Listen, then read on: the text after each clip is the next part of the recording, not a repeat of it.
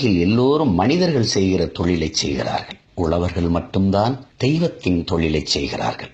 உழுதுண்டு வாழ்வாரை வாழ்வார், மற்றவரெல்லாம் தொழுதுண்டு பின் செல்பவர் என்று தமிழ் மறையோன் வள்ளுவ பெருமகனார் கூறுகிறார். பசி வந்தால் மானம், குடிப்பிறப்பு, கல்வி, ஈகை, அறிவுடைமை, தானம், தவம், உயர்வு, தொழில் முயற்சி, காமம் என்ற உயர்ந்த 10 குணங்களும் பறந்துவிடும் என்கிறார் அறிவு மூதாட்டி ஔவை. தனி ஒரு மனிதனுக்கு உணவில்லை என்றால் ஜகத்தினையே அழித்திடுவோம் என்கிறான் நம் பாட்டன் பாரதி.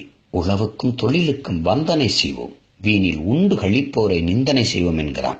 ஒரு மனிதன் என்றாவது ஒரு நாள் மருத்துவரை சந்திக்கிறான், என்றாவது ஒரு நாள் பொறியாளரை சந்திக்கிறான், என்றாவது ஒரு நாள் வழக்கறிஞரை சந்திக்கிறான்.